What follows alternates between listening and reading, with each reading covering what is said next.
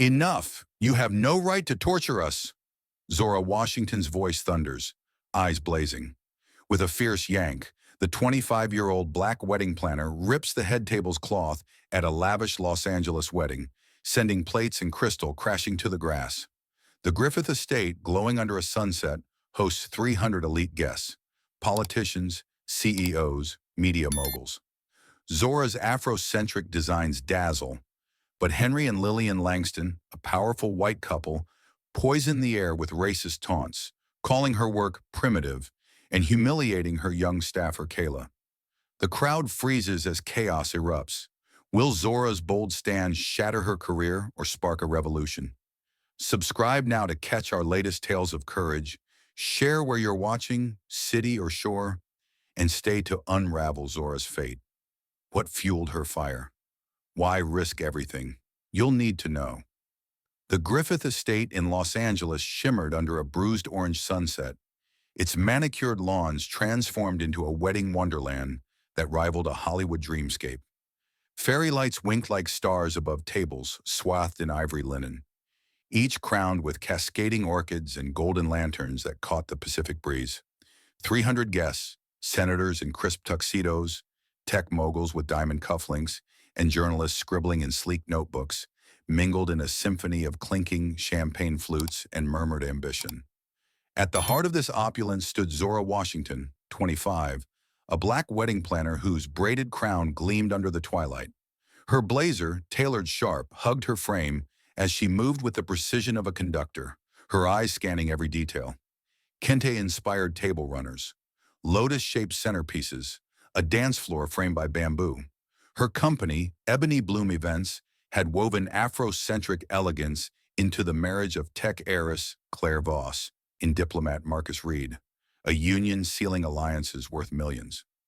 Zora adjusted a floral arch, her fingers brushing petals soft as her mother's voice.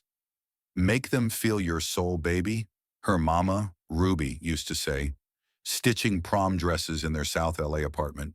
That soul pulsed here, in every lantern's glow, every tamarind-glazed canapé. Zora had clawed her way from backyard quinceañeras to this, her biggest contract yet, defying every skeptic who thought a black woman couldn't command high society's spotlight. Tonight, her vision was a triumph, the guest murmurs of awe a quiet victory. But a shadow loomed. Across the lawn, Henry Langston, 55, silver-haired and radiating the smugness of old money, held court near the oyster bar. His wife, Lillian, 50, in a pearl-encrusted gown, leaned into his arm, her smile sharp as a blade. Flanked by two hedge fund managers, their watches glinting, the couple's laughter sliced through the music, a jazz quartet's mournful saxophone. Henry's voice carried, deliberate and cruel. "These decorations, more flea market than five-star." Lillian sipped her rosé, smirking. "I expected elegance, not this." Her gesture swept over a table, dismissing the kente cloth as if it were rags. Zora's jaw tightened, her nails biting her palms. She'd heard such barbs before. Clients who praised her sketches but hesitated when they saw her skin. Venues that whispered exotic like an insult. She forced a breath, signaling her team to keep moving. Her assistant, Jamal, 22, with a quick grin and a knack for calming chaos, caught her eye. "They're trouble, boss," he whispered, nodding toward Henry's group. Zora nodded, her mother's words a shield. "Don't let them break you." She smoothed her blazer, determined to let her work speak. But the air grew heavier, like a storm brewing over the Pacific. Lillian's voice rang out, louder now, as she inspected a centerpiece. "This is so primitive, like something from a jungle." The hedge fund managers chuckled, their laughter a grating chorus. Zora's team faltered. Kayla, 19, her youngest staffer with a shy smile, froze mid-step, her tray of flutes trembling.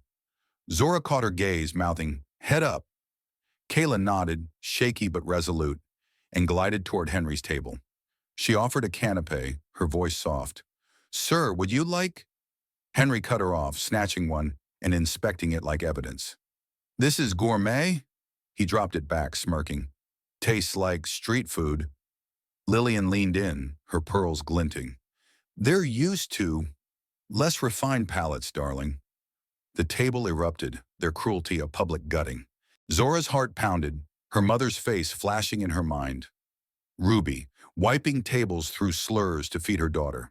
She wanted to scream, to upend their smugness, but the night's weight pressed down.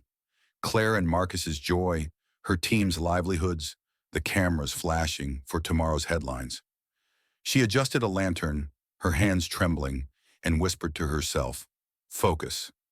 But Henry's next move shattered her restraint. Kayla, refilling water at his table, stumbled slightly, a single drop of wine splashing his polished loafer. Henry stood, face red. "Clumsy fool," he bellowed, voice silencing the quartet. "Look at this mess. Kneel and clean it, now." Kayla froze, her tray wobbling, eyes wide with shame. Lillian clapped, delighted. "Do it, girl." The crowd hushed, every eye on the humiliation. Zora's blood roared. She saw her mother called girl at 40, herself dismissed as help at her first gala. Henry's smirk, Lillian's glee, Kayla's trembling lip. They were a chorus of every indignity she'd swallowed. Never again, she'd vowed. She strode forward, grabbing Kayla's arm. "Stand up," she whispered, voice steel. To Henry, she said, "That's enough. She's not your servant." Henry's eyes narrowed, amused.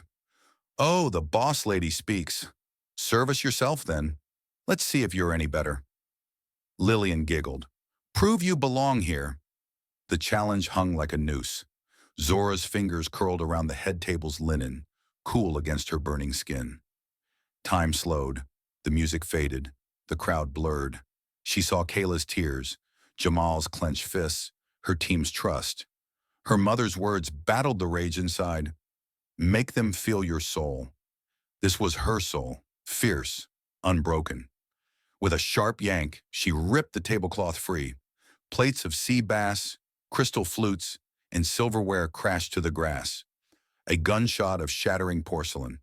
The crowd gasped, some leaping back, others clapping hesitantly. Zora stood tall, her voice a trembling roar. "Enough! You don't get to degrade us." Henry's jaw dropped, wine staining his suit. Lillian shrieked, her gown splattered. Claire surged forward, fury in her eyes. "What are you doing?" Henry laughed coldly. "Unhinged, typical." But Zora's gaze never wavered. "We're done," she said, turning to her team. "Pack up, we're leaving." The estate held its breath, her fire a beacon in the dusk. The Griffith estate pulsed with the aftershock of Zora Washington's defiance, though the echo of crashing plates had yet to sound. The Los Angeles twilight deepened, casting long shadows across the lawn where 300 guests swirled in a glittering haze of wealth and power. Fairy lights flickered like fireflies, their glow mocking the storm brewing in Zora's chest. She stood near a floral arch, her braided crown catching the last rays of sun, her blazer crisp despite the chaos threatening to unravel her. Ebony Bloom Events, her pride, had sculpted this wedding into a masterpiece. Kente runners, lotus centerpieces, a dance floor that seemed to hum with the soul of her South LA roots. But Henry and Lillian Langston's venom lingered, their racist jabs, flea market, primitive, coiling around her like smoke. Zora's fingers twitched, her mother's voice a faint anchor. "Make them feel your soul, baby." Her mind slipped back 5 years to a Bel Air mansion where a 20-year-old Zora, all nerves and ambition, served hors d'oeuvres at a charity gala. Her tray trembled under the weight of crystal flutes, her smile a shield against the heiress who sneered, "This food's so tribal. Can't you do French?" The word tribal was a blade, slicing through her pride. Zora had frozen, her cheeks burning, but her mother, Ruby, wiping tables nearby, caught her eye. Later, in the kitchen's dim glow, Ruby pulled her close, her hands smelling of lemon polish. "They don't see you, Zora," she whispered, eyes fierce. "Make them taste your worth." That lesson had carried Zora through every slammed door. Venues that balked at a black planner, clients who whispered exotic with a curl of their lips. She'd turned each no into a yes, building Ebony Bloom from a folding table in her mother's garage to this, her biggest stage yet. Back in the present, the jazz quartet's saxophone wailed, a mournful counterpoint to the guests' laughter. Zora adjusted a lantern, its golden light dancing across her face, but her pulse quickened. Henry's group hadn't relented. Across the lawn, their table was a fortress of privilege. Henry's silver hair catching the light as he gestured expansively, his voice carrying over the crowd.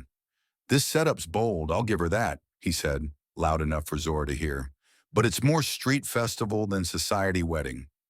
Lillian, her pearl-encrusted gown shimmering, leaned in with a smirk. "I told you, Henry, it's all so ethnic." The hedge fund managers at their table chuckled, their watches glinting like trophies. Zora's nails dug into her palms, the old wound of tribal reopening. She wanted to march over, to force them to see her, but the night's delicate balance, Claire and Marcus's joy, her team's future, held her back. Her assistant Jamal, 22, with a grin that could disarm a hurricane, sidled up, his clipboard tucked under his arm. "Boss, Langston's group's at it again," he whispered, his voice low but urgent. "They want to inspect the setup. Says it's not up to standard." Zora's stomach nodded, her mother's words battling the rage inside. "Don't let them break you." This wasn't a request.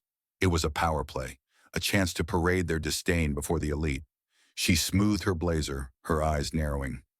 "Let them come," she said, her tone calm but laced with fire. Jamal shot her a look, half concern, half trust. "You got this, Zora," he murmured, darting back to the dessert station where Kayla, 19, balanced a tray of macarons, her shy smile faltering under the weight of the night. The clack of Henry's polished loafers announced his arrival. He strode toward the main table like a king, Lillian trailing in a rustle of silk, the hedge fund managers flanking them like courtiers. Henry's eyes, cold as slate, swept over the setup. Bamboo accents, golden lanterns, a tea ceremony corner with incense curling like a prayer. "So, this is your, African experiment," he said, his voice dripping with amusement. "Bold for a wedding of this caliber." Zora stepped forward, her chin high, her mother's strength in her spine. "It's Afrocentric elegance, Mr. Langston," she said, her words measured but sharp. "Served at events bigger than this. The governor's ball, for one. Every detail here is crafted to perfection." Her gaze dared him to push further. Lillian snorted, fingering her pearls. "Bigger? Like what? A block party in Compton?" The manager's laughter grated like sandpaper, and Kayla, refilling flutes nearby, froze, her tray trembling. Zora felt her team's tension, a shared scar from years of slights. She thought of her first big gig, a corporate gala where a guest had called her the help in front of the crowd. She'd smiled, served, cried in her car later. Never again, she'd vowed. "You'll see it soon enough," she told Henry, turning to adjust a vase with deliberate calm. "We don't disappoint." Henry leaned closer, his cologne sharp and sour. "Let's hope not, Miss Washington. This crowd expects more than, well, you know." His smirk landed like a stone, the implication clear. More than a black woman could deliver. Lillian stifled a laugh, her eyes flicking to Kayla. "Careful, girl, don't drop those. You're not used to places like this, are you?" Kayla's cheeks flushed, her hands shaking. Zora's fingers curled, her restraint fraying. She caught Jamal's eye, his jaw tight, urging her to hold the line. Her mother's voice whispered through the haze. "Your work speaks, Zora." But Henry's laughter, sharp and mocking, echoed across the lawn, a challenge she couldn't ignore. The night was young, and the storm was only beginning to gather. The Griffith estate glowed under a velvet Los Angeles night, its sprawling lawns a stage for a wedding that shimmered like a fever dream. Fairy lights danced above ivory-draped tables, their golden flicker weaving through cascades of orchids and kente-inspired runners. The air thrummed with the clink of champagne flutes and the low hum of power plays among 300 guests. Senators, tech titans, and journalists with pens poised for scandal. Zora Washington, 25, stood at the edge of the chaos, her braided crown catching the starlight, her blazer a sharp silhouette against the revelry. Ebony Bloom Events, her creation, had spun Afrocentric elegance into every detail of Claire Voss and Marcus Reed's union. A tea ceremony corner with curling incense, a dance floor framed by bamboo, canapes kissed with tamarind. But the triumph felt fragile. poisoned by the venom of Henry and Lillian Langston, whose racist taunts, flea market, primitive, still burned in Zora's ears. Her mother's voice, soft as a prayer, anchored her. Your work speaks, Zora. The reception surged into full swing, the jazz quartet's saxophone weaving a sultry thread through the laughter. Zora's team moved like a pulse, refilling glasses, adjusting lanterns, their rhythm honed by years of trust. She caught her reflection in a silver tray, her mother's eyes staring back, fierce and unyielding. Ruby's words from a South LA kitchen, "Make them feel your soul," had carried Zora through every slight, every client who saw her skin before her skill. But tonight, the weight of those old wounds pressed harder. Henry's group hadn't relented. From their head table, a fortress of privilege, his silver hair glinted as he leaned forward, his voice slicing through the music. These centerpieces, too loud, he declared, gesturing at a lotus arrangement. Like a jungle. Lillian, her pearl-encrusted gown catching the light, giggled sharply. I told you, Henry, it's all so ethnic. The hedge fund managers at their table nodded, their chuckles a grating echo. Zora's nails bit into her palms, her pulse a drumbeat. She thought of her first big gig, a corporate gala in Pasadena, where a guest had called her the help in front of the crowd. She'd smiled, served, and cried in her car later, vowing never to bend again. Now she signaled her team to stay focused, her eyes sweeping the lawn. Kayla, 19, her youngest staffer, with a shy smile, glided past with a tray of macarons, her brow furrowed under the weight of the night.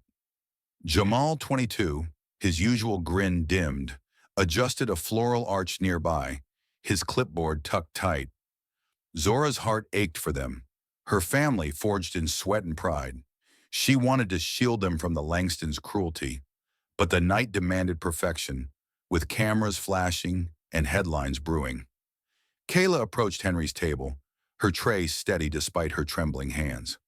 Would you like a dessert, sir? She asked, voice soft. Henry picked up a macaron, inspected it like evidence, then dropped it back. This is supposed to be gourmet? He scoffed, his smirk ablade. Tastes like street food. Lillian leaned in, her pearls glinting like teeth. They're used to cooking for less refined palates, darling. The table erupted in laughter, a public gutting that silenced the quartet's wail.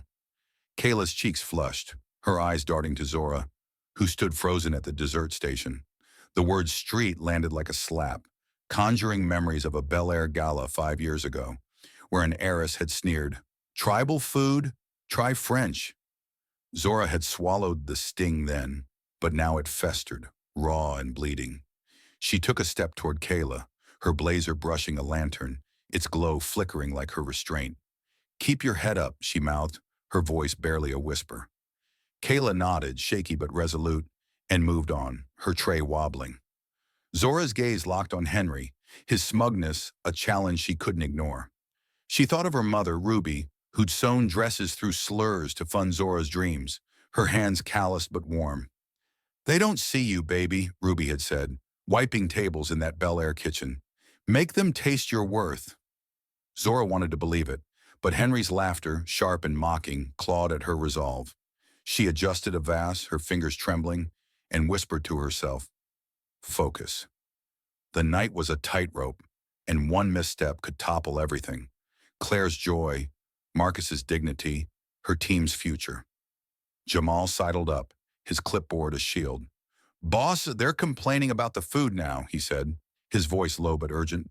Langston's table wants you to explain the menu. Zora's stomach twisted. This wasn't a request. It was a trap, a chance to parade their disdain before the elite. She smoothed her blazer, her mother's strength in her spine. I'll handle it, she said, her tone calm but laced with fire. Jamal's eyes flickered with concern. You sure, Zora? They're pushing hard. She nodded, her gaze steady. They don't get to win. But as she turned toward the head table, Henry's voice rang out again, loud and deliberate. Let's hope the main course isn't as chaotic as this decor. Lillian's giggle followed, a shard of glass in the night. Zora's heart pounded, her restraint a thinning thread. The cracks were spreading, and the storm was closer than she knew.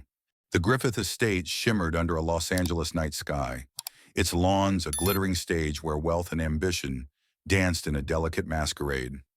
Fairy lights pulsed like heartbeats, casting a golden glow over tables draped in ivory linen, their orchid centerpieces swaying in the Pacific breeze. 300 guests, politicians with calculated smiles, tech moguls sealing deals, and journalists sniffing for scandal, wove through the opulence, their champagne flutes clinking like a countdown.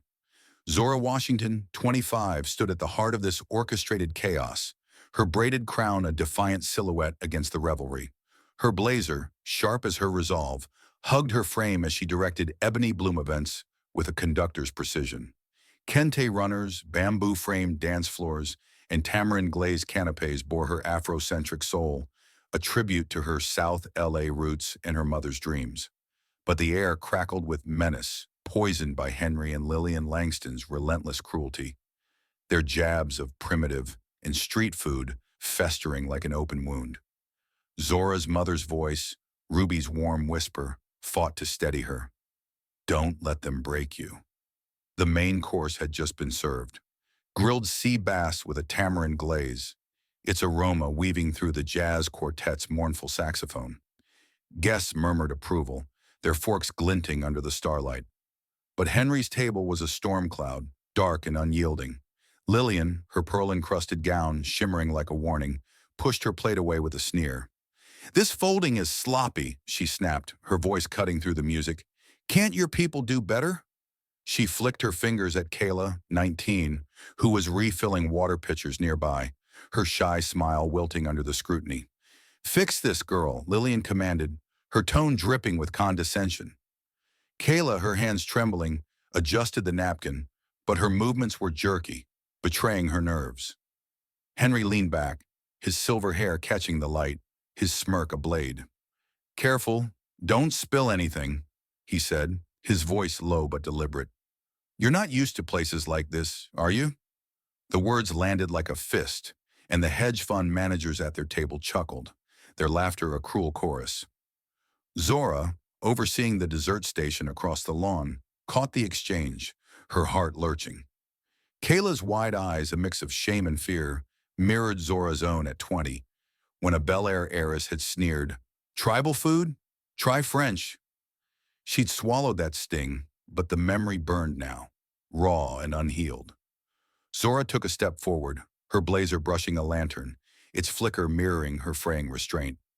She thought of her mother, Ruby, who'd sewn dresses through slurs to fund Zora's sketches, her hands calloused but warm. "They don't see you, baby," Ruby had said, wiping tables in that dim kitchen. "Make them taste your worth." Zora wanted to shield Kayla, to scream at the Langstons, but the night's weight pressed down. Claire and Marcus's joy, her team's livelihoods, the cameras poised for tomorrow's headlines. She mouthed to Kayla, "You're fine," her voice barely a whisper, but her gaze locked on Henry, burning with a fire she could barely contain. Then it happened, a moment that snapped the night in two. Kayla, carrying a tray of wine flutes, moved past Henry's table, her steps cautious but unsteady under his predatory stare. A single drop of Merlot splashed onto his polished loafer, a crimson bead glinting in the light. Henry surged to his feet, his face reddening. "Clumsy fool!" he bellowed, his voice silencing the quartet and drawing every eye. "Look at this mess! Kneel and clean it, now!" Kayla froze, her tray wobbling, her cheeks flushing with humiliation. The crowd hushed, a collective intake of breath. Lillian clapped, her pearls rattling like dice. "Do it, girl," she cooed, delighted. "You're used to cleaning up, aren't you?" Kayla's lip trembled, her eyes darting to Zora, and for a heart-wrenching moment, she began to bend, her knees buckling under the weight of their cruelty. Zora's blood roared, a tidal wave drowning Ruby's calming words. She saw her mother called girl at 40, herself dismissed as help at her first gala. Every indignity she'd swallowed to climb this far. Never again, she'd vowed, and that promise pulsed now, urging her to act. She strode forward, her heels sinking into the grass, and grabbed Kayla's arm, pulling her upright. "Stand up," she whispered, her voice steel, her eyes never leaving Henry. To him, she said, "That's enough. She's not your servant. Her words were calm, but her pulse thundered, a drumbeat of rage. Henry's smirk widened, unfazed. Oh, the boss lady speaks, he mocked, leaning closer, his cologne sharp and sour. Serve us yourself, then. Let's see if you're any better than your staff. Lillian giggled, her eyes glinting with malice. Prove you belong here, darling. This isn't your usual corner market. Zora's fingers twitched, her nails biting her palms. She thought of every insult, tribal, street, ethnic, and every time she'd smiled through the pain. Her mother's face flashed before her, sewing late into the night, her voice a lifeline. Make them taste your worth. But Henry's cruelty, Lillian's glee, Kayla's trembling hands, they were a chorus of every door slammed in her face. Every no she'd turned into a yes. The head table stood before her, its linen crisp, its plates gleaming with untouched sea base. Her team watched, Jamal's fists clenched, Kayla's eyes wet, their trust a silent plea. The music faded, the crowd a blur. Zora's hand hovered near the tablecloth, the fabric cool against her burning skin. Henry's eyes gleamed, daring her to falter. Well, he pressed, his voice a taunt, serve us, or I'll make sure this is your last job. The night held its breath, the storm no longer distant, but here, raging in Zora's chest, ready to break free. The Griffith estate burned under the Los Angeles stars, its lawns a glittering battlefield where elegance clashed with cruelty. Fairy lights shimmered like distant galaxies, their glow mocking the darkness swelling in Zora Washington's chest. The wedding of tech heiress Claire Voss and diplomat Marcus Reed pulsed with the clink of champagne flutes, the murmurs of 300 elite guests, senators, moguls, and journalists, weaving a tapestry of power. Zora, 25, stood at the edge of this orchestrated chaos, her braided crown catching the starlight, her blazer a sharp armor against the storm. Ebony Bloom events had poured her Afro-centric soul into every detail. Kente runners, lotus centerpieces, a bamboo-framed dance floor that hummed with her South LA roots.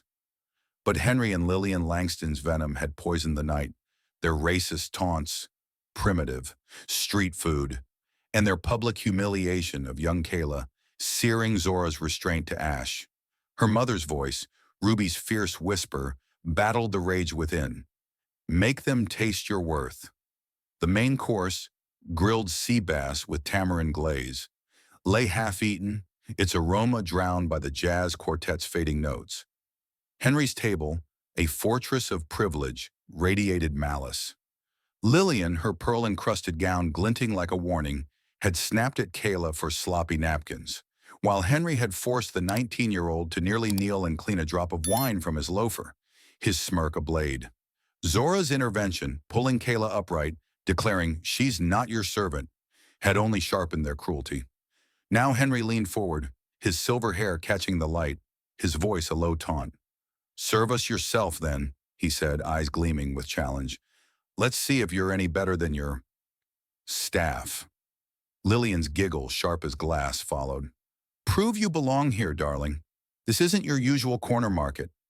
The hedge fund managers at their table chuckled, their laughter a chorus of disdain that silenced the crowd's murmur. Zora's blood roared, a tidal wave drowning Ruby's calming words. She stood before the head table, its ivory linen crisp, its plates gleaming with untouched sea bass. Her team watched, Jamal's fists clenched, Kayla's eyes wet, their trust a silent lifeline. She thought of every indignity she'd swallowed, tribal at a Bel Air gala, help at her first big gig, every client who saw her skin before her skill. Her mother's face flashed before her, sewing dresses through slurs, her hands calloused but warm. They don't see you, baby, Ruby had said, wiping tables in that dim kitchen. Never again, Zora had vowed, and that promise pulsed now, a drumbeat urging her to act. Henry's final jab, serve us, or I'll make sure this is your last job, landed like a noose tightening around her dreams. Her fingers curled around the tablecloth, the fabric cool against her burning skin. The world slowed. The quartet's saxophone faded. The guests blurred into shadows. She saw Kayla's trembling lip, Jamal's quiet strength, the kente runners she designed with love. This was her stage, her soul laid bare in every lantern's glow, every tamarind-scented bite. Henry's smirk dared her to falter. Lillian's pearls glinted like mocking eyes. Zora's heart pounded, her mother's voice battling the rage. Make them taste your worth. But worth wasn't in serving their cruelty. It was in refusing to bend. She thought of South LA, where Ruby had taught her to stand tall, where every no had forged her into a yes. This was for her team, for Kayla's dignity, for every black woman told she didn't belong. With a sharp yank, Zora ripped the tablecloth free. Plates of sea bass, crystal flutes, and silverware crashed to the grass, a gunshot of shattering porcelain that silenced the estate. The crowd gasped, some leaping back, others clapping hesitantly, their applause a fragile spark in the stunned haze. Zora stood tall, her voice a trembling roar. "Enough!" she thundered, eyes blazing. "You don't get to degrade us!" Henry's jaw dropped, wine staining his tailored suit. Lillian shrieked, her gown splattered with tamarind glaze, her pearls rattling like broken promises. The hedge fund managers froze, their watches dull in the chaos. Claire, the bride, surged forward, her face a mask of fury. "What are you doing?" she bellowed, her voice cracking the night. Marcus, the groom, stood beside her, his expression torn between shock and something softer. Recognition, perhaps, of Zora's fire. Henry recovered, his laugh cold and hollow. "Unhinged," he spat, brushing wine from his jacket. "Typical." Lillian, dabbing at her stained dress, hissed, "Call security! She's a lunatic!" The journalist's pen scratched furiously, cameras flashing like vultures circling. A senator slammed his glass down, muttering, "This is a $2 million wedding." But Zora's gaze never wavered, her eyes locked on Henry, burning with a fire forged in every slight she'd endured. She saw her mother's smile, Kayla's tears, the kente cloth she'd chosen to honor her roots. This wasn't chaos. It was clarity, a line drawn in the grass. "No," Zora said, her voice steady now, cutting through the pandemonium. "We're done here." She turned to her team, her command a beacon. "Pack up. We're leaving." Jamal nodded, his grin returning as he rallied the crew. Kayla, tears streaking her face, grabbed a tray with purpose, her shy smile flickering back. The team moved like a single pulse, dismantling lanterns and floral arches with an efficiency that silenced the crowd's gasps. Claire grabbed Zora's arm, her nails digging in. "You'll regret this," she whispered, her eyes wild. "I'll ruin you." Zora pulled free, her gaze unwavering.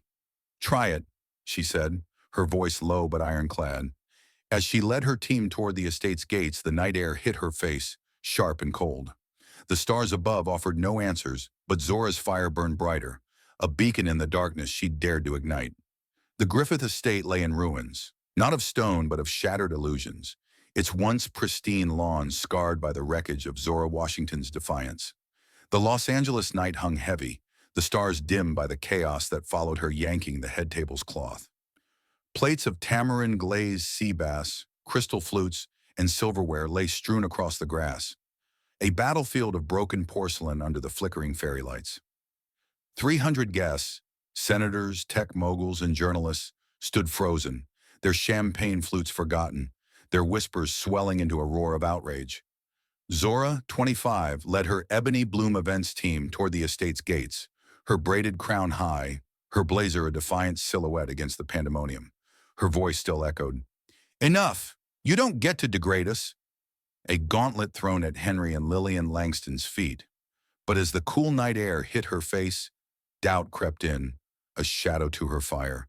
Had she just burned everything she'd built? Her mother's words, Ruby's fierce whisper, clung to her. "Make them taste your worth." The estate dissolved into a maelstrom. Guests milled about, their tuxedos and sequin gowns absurd against the bare tables, stripped of their linen glory. A senator slammed his glass down, his voice booming over the silenced jazz quartet. "This is a $2 million wedding, and we're starving." A tech heiress, mid-deal, barked at her assistant. "Get me out of here." Journalists swarmed, cameras flashing like vultures, their pens scratching tomorrow's headlines. Wedding planners melt down ruins, elite nuptials. Claire Voss, the bride, paced the lawn, her white gown trailing through grass stained with merlot. "She's ruined everything," she cried, her voice cracking as Marcus, the groom, tried to calm her, his eyes flickering with unease. The opulence of the night, kente runners, lotus centerpieces, bamboo dance floors, seemed a cruel jest now. Zora's Afrocentric vision reduced to a punchline. Henry Langston stood at the epicenter, his silver hair disheveled, his wine-stained suit a mockery of his old money swagger. "That woman's unhinged," he sputtered, but his voice lacked its usual command, drowned by the crowd's murmurs. A venture capitalist, mid-negotiation when Zora's tablecloth fell, rounded on him, face taut. "You caused this, Langston. My investors are livid." The man stormed off, phone in hand, canceling a $10 million partnership Henry had banked on. Another guest, a hedge fund titan, muttered, "You're done in this room," and turned away, his dismissal a death knell to Henry's influence. Henry's face reddened, his empire cracking under the weight of his own cruelty, his smirk replaced by a flicker of panic. Lillian fared no worse, her pearl-encrusted gown splotched with tamarind glaze, her socialite poise crumbling. A gossip columnist, seated nearby, had overheard her taunt to Kayla, "You're used to cleaning up, aren't you?" and was already texting colleagues. By morning, whispers of Lillian's venom would ripple through LA's elite, prompting two charities to draft statements, dropping her as board chair. She clutched her pearls, hissing to a hedge fund manager, "This is her fault." But the man, his own suit stained, stepped back, his voice cold. "You laughed, Lillian. Own it." Her allies slipped away, their eyes avoiding hers, her social capital bleeding out like the wine pooling on the grass. The other two managers, their names tied to the scandal, scrambled to save face, one slipping out to call his PR team, the other muttering apologies to Claire, hoping to salvage a merger. Zora, unaware of the Langstons' unraveling, led her team into the cramped Crenshaw office of Ebony Bloom, the city's neon glow filtering through cracked blinds. The adrenaline of their exodus faded, replaced by a heavy silence that pressed against her chest. Jamal, 22, locked the door, his usual grin absent, his clipboard tucked under his arm like a shield. Kayla, 19, sat on a folding chair, her fresh apron crumpled, staring at her hands as if they held answers. The team, 20 strong, gathered around mismatched tables, their faces a mosaic of pride and fear. Zora stood before them, her blazer unbuttoned, revealing a t-shirt worn from years of hustle. "We did right," she said, her voice raw but steady, though her heart raced with doubt. "They crossed a line, and we drew ours." Nods rippled through the room, but eyes flickered with uncertainty, the weight of what came next unspoken.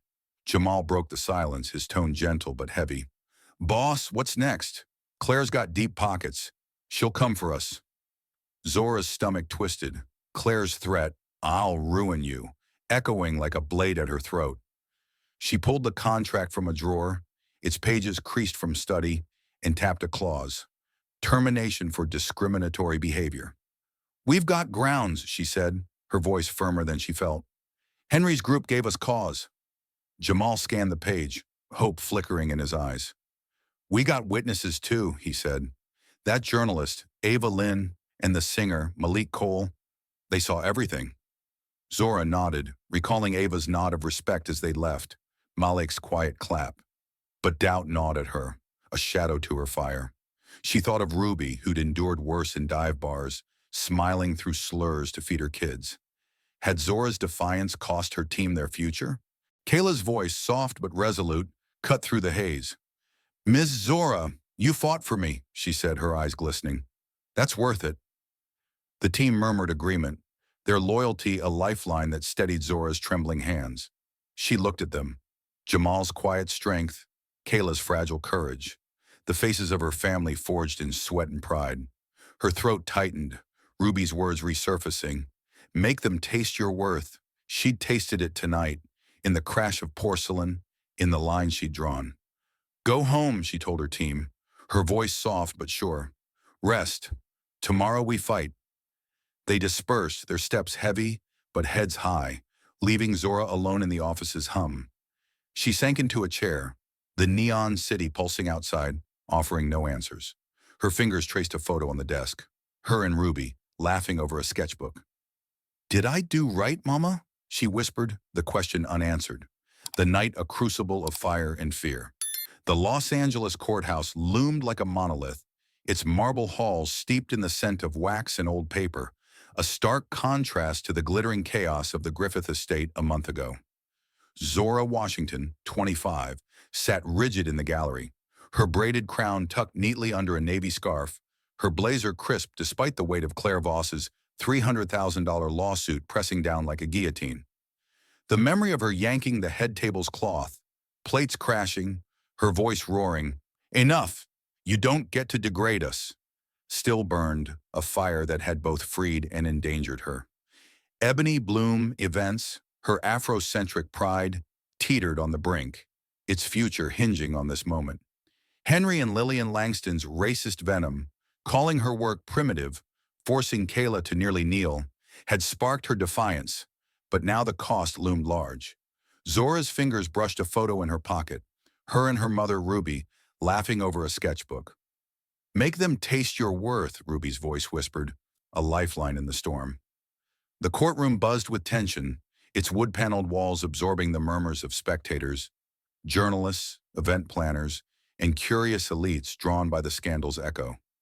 Claire's lawsuit claimed Zora's tantrum had ruined a $2 million wedding, breaching contract and tarnishing her family's name.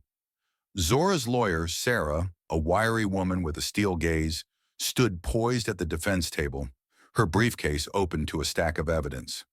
Across the aisle, Claire's attorney, a slick man in a pinstripe suit, radiated confidence, his notes neatly arrayed.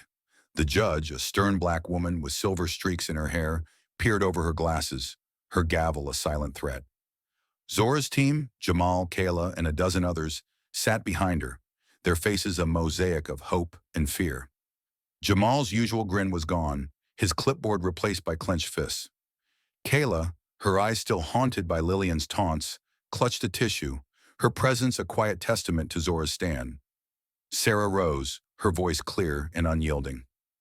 "Your Honor, we present video evidence from the Griffith estate, corroborated by 5 witnesses."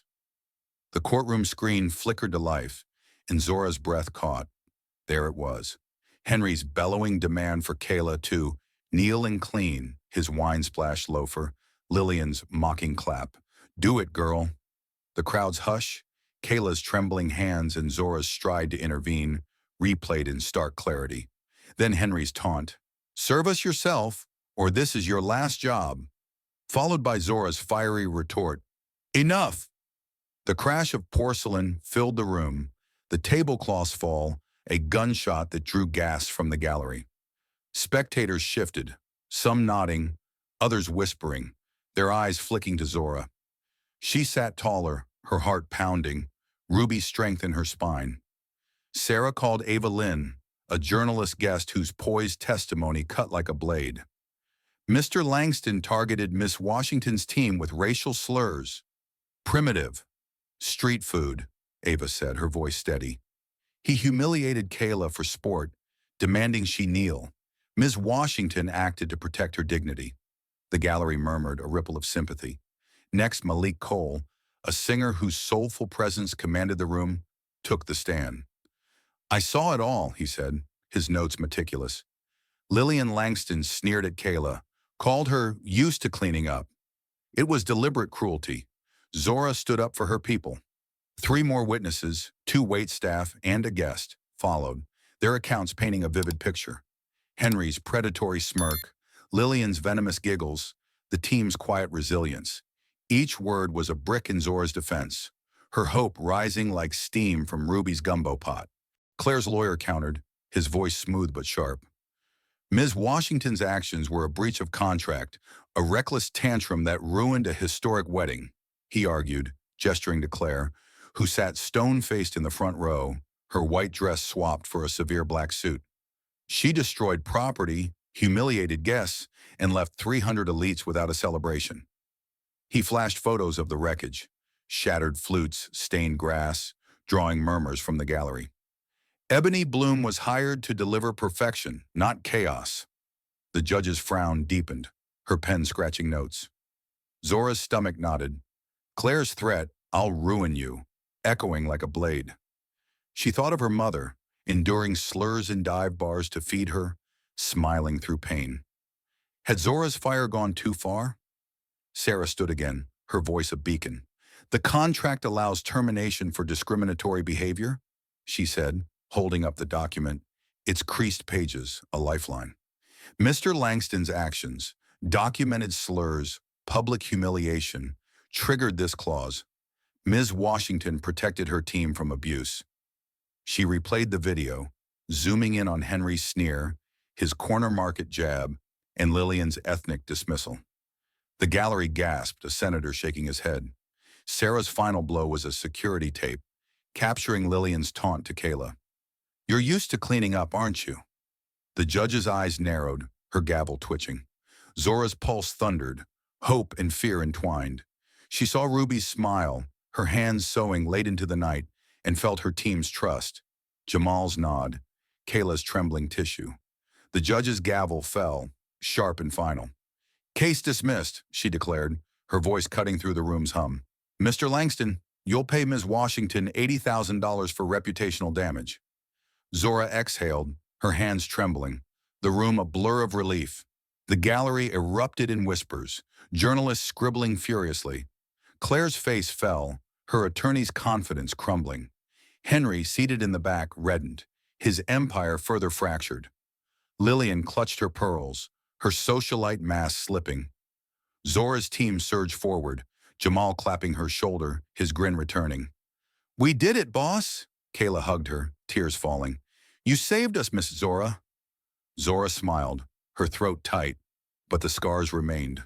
Lost clients, whispered doubts. She touched the photo in her pocket, Ruby's strength in her veins. "We're not done yet," she whispered, her fire undimmed, the city's pulse outside a challenge she'd meet head-on. The Crenshaw office of Ebony Bloom Events hummed with a fragile hope, its cracked blinds letting in slants of Los Angeles sunlight that danced across Zora Washington's desk. A month had passed since the courthouse victory, where the judge's gavel had shattered Claire Voss's $300,000 lawsuit and forced Henry Langston to pay $80,000 for Zora's reputational damage. The memory of that day, video evidence of Henry's sneers, Ava Lynn's poised testimony, Zora's trembling exhale, still burned bright, a fire that had saved her team but left scars. Zora, 25, sat in her worn chair, her braided crown loose, her blazer discarded for a t-shirt etched with years of hustle. The weight of the Griffith estate lingered, her yanking the tablecloth, the crash of porcelain, her roar, "Enough! You don't get to degrade us!" A defiance that had shaken LA's elite. But 3 major clients had fled, spooked by whispers of her unpredictability, and the bills piled high, a storm cloud over her dreams. Her mother's voice, Ruby's fierce whisper, steadied her. "Make them taste your worth." The office, a cramped sanctuary of mismatched furniture, buzzed with cautious energy. Zora's team, 20 strong, their faces a tapestry of resilience, worked quietly, packing supplies for a small charity event, their first since the scandal. Jamal, 22, scribbled bookings, his usual grin flickering but dim. Kayla, 19, folded linens, her shy smile returning but shadowed by Lillian's taunts. Zora traced a photo on her desk, her and Ruby, laughing over a sketchbook in their South LA apartment. "They don't see you, baby," Ruby had said, sewing through slurs to fund Zora's dreams. The victory at court had been sweet, but the cancellations stung, each one a brick in a wall closing her in. Had her fire burned too bright? The question gnawed, a shadow to her resolve. Then a phone call pierced the quiet. Ava Lynn, the journalist whose testimony had swayed the judge, spoke with warmth. "Zora, I want Ebony Bloom for the LA Cultural Festival," she said. "Your Afrocentric vision belongs there." Zora's jaw dropped, her pen clattering to the desk. The festival, a citywide celebration of diversity, drew thousands: artists, activists, influencers. The contract, faxed over moments later, promised a 6-figure fee, a lifeline for her team's unpaid salaries. Zora read it twice, her throat tight, Ruby's smile in her mind. "Why me?" she asked, almost a whisper. Ava laughed. You've got fire and talent. We need both. The call ended, but the spark lingered, a crack in the storm cloud. Another door opened. A letter arrived embossed with the NNCP's seal, formal and weighty. Zora's hands trembled as she opened it. They wanted Ebony Bloom for their annual gala, a 3-year deal worth $800,000. Your stand against injustice inspires us, the director wrote. Zora's breath caught, her eyes stinging. She saw her mother's face, heard Ruby say, "Make them taste your worth." This was more than a contract. It was a crown forged in her defiance, a testament to the line she'd drawn at the Griffith estate. She handed the letter to Jamal, who whooped, his grin blazing. Kayla looked up, her folding paused, a shy pride in her eyes. The team gathered, their murmurs a heartbeat, their hope a fragile flame. A third call came from a Beverly Hills venue manager, his voice eager. Your Kente designs, your Lotus centerpieces, let's put them in our spring season. 50-50 split. Zora leaned back, sunlight warming her face, the city's pulse seeping through the blinds. 3 clients lost, but these, the festival, the NMOACP, a luxury venue, were giants, their offers a lifeline. Her name, once whispered with doubt, now carried weight, a beacon for those who'd seen her stand. She thought of her first gig, a backyard quinceañera, where skeptics scoffed at her ethnic flair. They'd taste her now, their doubts silenced by her fire. The ripple spread beyond her office. The LA Times ran a feature. Planner's defiance shakes elite wedding, quoting Ava and Malik Cole, whose testimony had clinched the case. Essence followed, calling Zora a beacon for Black women, a spark of change. Social media buzzed, not with hashtags but with quiet truth, spreading her story. Clients called, a museum seeking a gala, a charity planning a fundraiser, a senator's vow renewal. Jamal scribbled bookings, his pen flying. "We're back, boss," he said, his grin a mirror of Zora's own. She laughed, the sound foreign but welcome, a release after weeks of doubt. Her influence grew, unexpected but undeniable, her defiance a spark that lit new paths. The California Event Association reached out, their email formal but urgent. They invited Zora to consult on a policy protecting service workers from discrimination, inspired by her stand against the Langstons. At their sleek downtown boardroom, Zora sat, her voice steady as she outlined protections, mandatory training, zero-tolerance clauses, her team's faces in her mind, Kayla's tears, Jamal's fists. Ebony Bloom became a model, proof that principle could reshape an industry. She saw Ruby's hands, sewing late into the night, and felt her mother's pride. This was her worth, tasted not just in contracts but in change. But late that night, alone in the office, Zora's joy was tempered. The desk lamp cast shadows across Ruby's photo, her smile a quiet anchor. The victory was hers, but the scars remained. Clients who'd fled, colleagues who'd urged her to bend. She thought of Kayla's words, "You fought for me." That was her true win, a fire that burned brighter than doubt. Her phone buzzed, an invite to speak at a diversity conference for event planners. Zora hesitated, then accepted, her heart lifting. She stood, slipping on her blazer, the fabric crisp against her skin. The mirror caught her reflection, her eyes fierce, Ruby's strength in her jaw. "We're not done, Mama," she whispered, the words of vow. Outside, LA's skyline pulsed, a city alive with possibility, its challenges hers to meet. The new Inglewood headquarters of Ebony Bloom Events pulsed with life, its steel counters gleaming under soft lights. A far cry from the cramped Crenshaw office where Zora Washington had once doubted her fire. 6 months had passed since the courtroom gavel fell, dismissing Claire Voss's $300,000 lawsuit and forcing Henry Langston to pay $80,000 for the venom he and Lillian had spewed. The memory of that night at the Griffith estate, Zora yanking the tablecloth, plates crashing, her voice roaring, "Enough! You don't get to degrade us," burned like a beacon, lighting a path through the storm. Now 25, Zora stood in her kitchen, stirring a pot of gumbo, its sizzle of okra and spices a thread to her mother Ruby's South LA stove. Her braided crown loose, her t-shirt worn but proud, she prepared for the NACP gala, her team bustling around her, their laughter a melody of triumph. Ruby's voice echoed, "Make them taste your worth." The headquarters, twice the size of the old office, was a testament to Zora's defiance. Its walls, lined with sketches of kente runners and lotus centerpieces, told the story of Ebony Bloom's rise, from backyard gigs to LA's grandest stages. Zora's team, 20 strong, moved with newfound confidence. Kayla, 19, now led a prep station, her shy smile replaced by a steady hand as she instructed a new hire. "Fold the linens tight like Miss Zora taught us." Jamal, 22, jotted orders, his grin a mirror of the night they'd walked out of the Griffith estate, heads high. Zora's heart swelled, but her hands, stirring the gumbo, carried the weight of every battle. Lost clients, sleepless nights, the doubt that had once threatened to drown her fire. She glanced at a framed photo on the counter, her and Ruby laughing over a sketchbook. "We're stronger for it, Mama," she thought, the steam curling like a prayer. The NAACP Gala loomed, a stage for Zora's Afrocentric vision. Tables would gleam with kente cloth, lanterns glowing with her heritage, each dish a story of resilience. But the scars lingered. 3 clients had fled after the scandal, their emails citing unpredictability. Zora had rebuilt, brick by brick, with contracts that dwarfed those losses. The LA Cultural Festival, secured through Ava Lynn's faith, had showcased her designs to thousands, earning raves. The NAACP's 3-year, $800,000 deal had crowned her a beacon of change. A Beverly Hills venues partnership had brought her lotus centerpieces to spring weddings, splitting profits 50-50.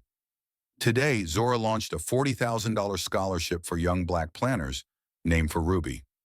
The first recipient, Tiana, 17, with wide eyes like Zora's at that age, had clutched the check, whispering, "I'll make you proud, Mrs. Zora."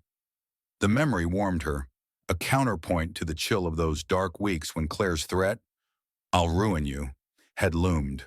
A knock interrupted her thoughts. Claire Voss stood at the kitchen door, her tailored blazer a stark contrast to the gumbo's earthy chaos. The woman who'd vowed to destroy Zora now looked humbled, her eyes avoiding the simmering pot. "Ms. Washington," Claire said, voice low, "I owe you a conversation." Zora paused, wiping her hands, her team quieting, their gazes sharp. She nodded, leading Claire to a corner table, her posture unyielding. "I was wrong," Claire said, her words deliberate. "I should have stopped the Langstons that night. I let pride blind me." Zora studied her, searching for sincerity. Claire's wedding had crumbled, her reputation dented by association. "I'm hosting a charity gala for education," Claire continued. "I want Ebony Bloom. No one else can do it justice." Zora's jaw tightened, Ruby's voice urging her to rise above. "One condition," she said, "no Langstons ever." Claire nodded, no hesitation. "Done."